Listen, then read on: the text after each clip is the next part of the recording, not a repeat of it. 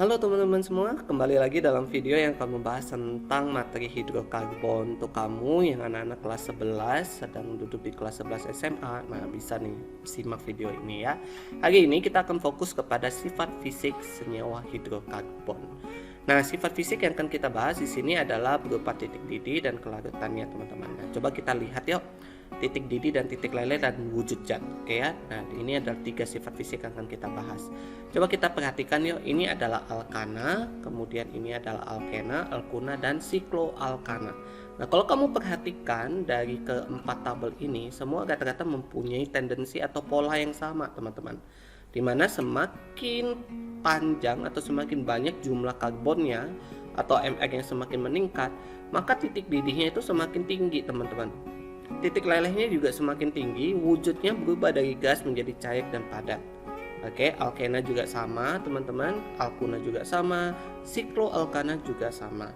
Nah, dari data ini kita bisa menyimpulkan bahwa semakin tinggi atau semakin besar Mr atau semakin panjang atau semakin besar jumlah karbon dari suatu senyawa hidrokarbon, oke, itu akan menyebabkan titik leleh dan titik didihnya semakin besar, teman-teman.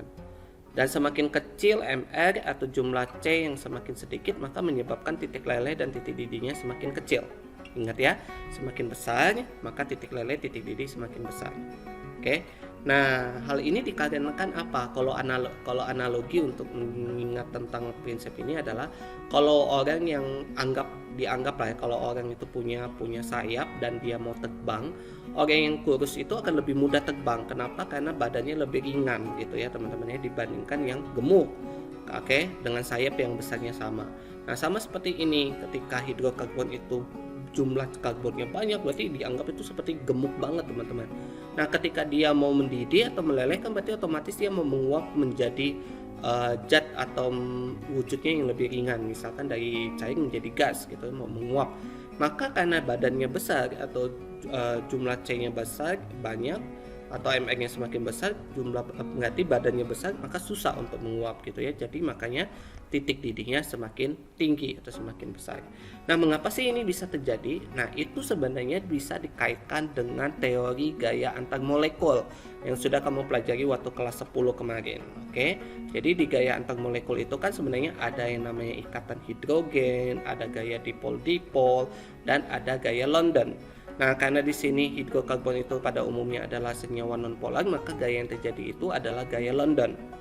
Oke, gaya London. Nah, gaya London itu dipengaruhi dengan berat molekul atau berat molekul atau Mr-nya, teman-teman. Jadi di sini mengapa semakin besar atau semakin banyak karbon maka titik leleh, titik didihnya semakin besar? Karena gaya antar molekul yang terjadi pada molekul yang besar itu lebih kuat gitu ya, lebih banyak dan lebih kuat gitu. Kenapa? Karena jumlah karbonnya lebih banyak, teman-teman. Jadi misalkan kalau saya punya N-pentana dengan N-butana, ya N-pentana lebih tinggi titik didih lelehnya. Kenapa? Karena mempunyai karbon lebih banyak, interaksinya lebih kuat, dalam hal ini gaya Londonnya, sehingga titik didih dan titik lelehnya semakin besar. Oke. Berikutnya kita akan tinjau dengan berdasarkan bentuk molekulnya, teman-teman, bentuk kerangkanya. Jadi kalau misalkan kamu punya suatu hidrokarbon yang jumlah karbonnya sama, maka H-nya sama, maka kan Mr-nya juga sama nih, teman-teman. Tapi kalau misalkan dia beda bentuk, kayak isomer gitu ya, teman-teman ya, rumus molekulnya sama tapi punya beda bentuk, dalam hal ini berhubungan dengan cabang, maka senyawa alkana atau senyawa hidrokarbon yang memiliki cabang, misal memiliki cabang lebih banyak, itu titik leleh dan titik didihnya semakin kecil. Kalau yang rantai lurus, hidrokarbon yang rantai lurus, maka dia akan mempunyai titik leleh dan titik didih semakin besar.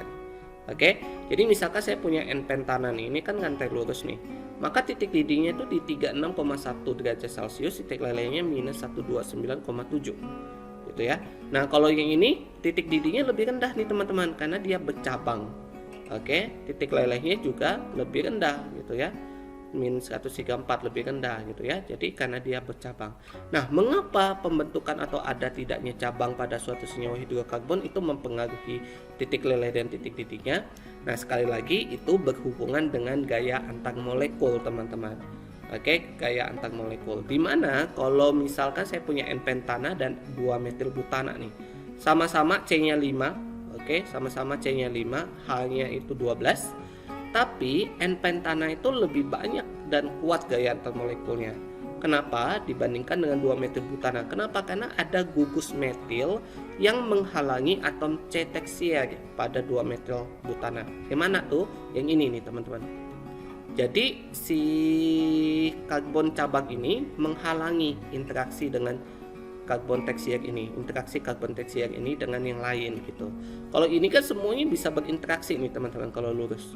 Kalau yang ini nggak semua bisa berinteraksi. Yang bagian dalam ini akan diselimuti atau kayak terhalangi oleh si metilnya. Apalagi kalau metil ini pindah ke sini. Oh, lebih rendah lagi. Kenapa? Karena di sini akan benar-benar tertutup aksesnya ke molekul lainnya. Jadi interaksinya akan lebih sedikit gitu ya. Akan lebih sedikit interaksinya dan interaksinya akan lebih lemah. Oke? Nah, teman-teman, ini adalah kesimpulannya. Jadi kalau untuk senyawa alkana, alkena, alkuna, sikloalkana, alkena, dan alkuna itu semua kata-kata sama, teman-teman. Titik didih, titik leleh, kerapatan dan kekentalannya atau viskositas ya. Semakin panjang rantai karbon atau MR-nya makin besar, maka semakin tinggi, teman-teman. Semakin lurus rantai karbon, semakin tinggi juga titik didih, leleh, kerapatan, dan kekentalannya. Kalau ditinjau dari kelarutannya, semakin panjang rantai karbon, maka kelarutan dalam airnya akan semakin rendah. Semakin lurus rantai karbon, maka kelarutannya juga semakin rendah. Oke, kenapa? Karena dia akan membentuk senyawa yang lebih nonpolar dibandingkan yang lebih pendek. Oke, senyawa hidrokarbon yang pendek. Oke ya, kalau dia makin sulit larut dalam air, itu artinya senyawanya semakin nonpolar. Oke. Baik teman-teman, itu yang bisa saya sampaikan tentang sifat fisik senyawa hidrokarbon. Jadi ingat, senyawa hidrokarbon titik didih, titik leleh atau sifat fisiknya akan meningkat atau naik jikalau jumlah karbonnya meningkat atau MR-nya meningkat dan semakin lurus rantai tersebut. Oke, terima kasih semuanya, sampai ketemu lagi di dalam video berikutnya. Bye bye.